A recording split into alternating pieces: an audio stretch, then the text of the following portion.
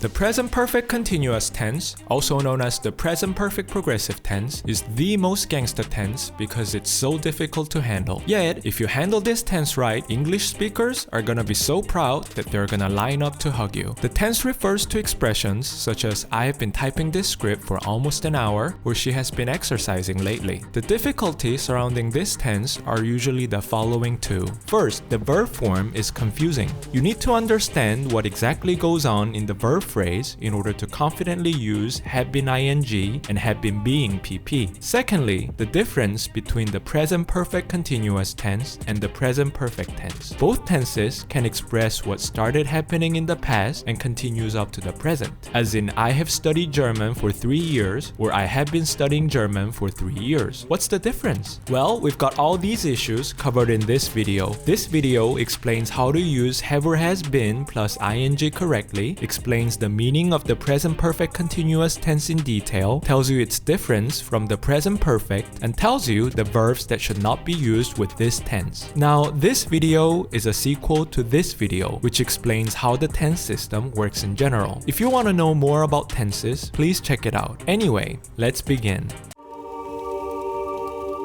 The present perfect continuous tense uses a special verb form, have or has been plus ing. Those of you watching these videos are probably advanced learners, so I'll jump right into advanced stuff. In order to use this verb form correctly, you need to know what exactly goes on within your verb phrase. This is what the verb phrase looks like inside. It's like an X-ray for the verb phrase. Since it's the present perfect continuous tense we're talking about, for the perfect part, you insert have or has plus pp. Notice that the pp is placed in what comes after the perfect. Next, for the continuous part, you insert be plus ing in the continuous. Notice that ing is placed in what comes after the continuous. Lastly, put in the verb you want, as in the word eat. Now, this is when the magic happens. The be verb here interacts with pp and changes into its pp form been. The word eat interacts with ing and changes into its ing form eating. This is how you get have been eating.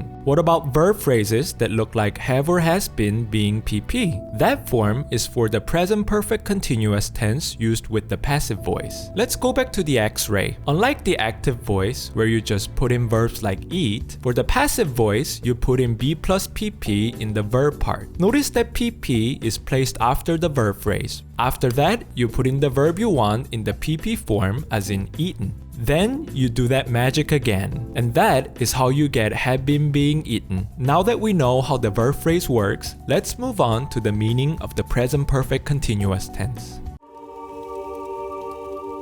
The present perfect continuous tense refers to an action or state that started in the past and continues up to the present. The emphasis is on the continuation of the action. For instance, take the sentence, I have been typing this script for almost an hour. The typing started before the present moment and continued up to the present.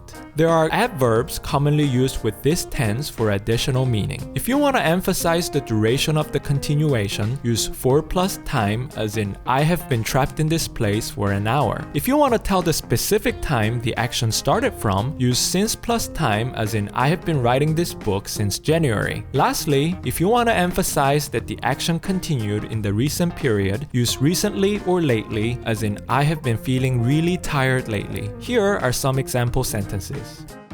Now, let's move on to the difference between the present perfect continuous tense and the present perfect tense. Many people are confused about the two tenses because both tenses can refer to something that started in the past and continues up to the present. For example, I have studied German for 3 years and I have been studying German for 3 years mean the same thing. The learning started 3 years ago and continues up to the present. What's the difference? Choosing between the two is like choosing between a corkscrew or a Swiss knife to open a wine bottle. One is built for the job and the other is not, but can still do the work. The present perfect continuous tense is built for expressing actions that started in the past and continues up to the present. The present perfect tense is built for actions of the past, but it's not good at emphasizing the continuation of the action. Nevertheless, it can still do the job. Here's what I mean. Let's go back to these sentences. For the present perfect continuous tense, even if you get rid of the phrase for 3 years, it still means that the action continued up to the present. However, for the present perfect tense, if you get rid of the phrase for 3 years, things get a little ambiguous. It could mean one of the following things. First, the action started in the past and continues up to the present. Second, the action is finished, but its result affects the present. Third, the action is just finished. Fourth, the action is a past experience. For this reason, it's better to use the present perfect continuous tense if you want to emphasize the continuation of the action. There's another difference which I'll talk about in the next chapter. The present perfect continuous tense cannot be used with stative verbs such as these ones, whereas the present perfect tense can. For instance, if you say, "I have been knowing how to count up to 3 since grade 1, you would be wrong. Let me explain why. Stative verbs usually describe permanent conditions that once hold true will always hold true without any change in degree. For instance, English speakers think that if you came to know how tasty Nutella is, then you know it now, will always know it in the future without any change in degree. Hence, they think it is nonsense to use the present perfect continuous to describe these conditions as continuing up to a certain point. What that means is, if you're using stative verbs to describe a permanent condition, you should not use the present perfect continuous tense. The following sentences are all wrong. Instead, you must use the present perfect tense as in these sentences.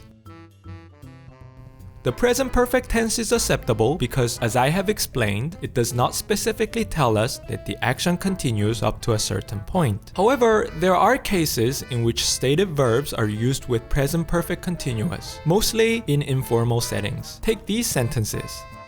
Though the usage is not grammatically correct in a strict sense, it is quite convenient for daily conversation. Let me explain why. Although the stative verbs refer to permanent conditions, some of these conditions have a close relationship with active mental activities. Hence, many people just decided to regard them as action verbs so they don't have to worry about tenses. For instance, although the stative verb hate refers to a permanent condition of not liking something, the verb is closely related to the mental activity of disliking something. If you regard hate as an action verb, then you don't have to worry about choosing between the two tenses. I think this is quite convenient. But again, many people consider these expressions grammatically incorrect, so you have to use these expressions with caution. Alright, this is it for the present perfect continuous tense. If you have any questions, ask me in the comment section and hit subscribe for more English lessons. It was nice having you. Please check out the video on other tenses and goodbye.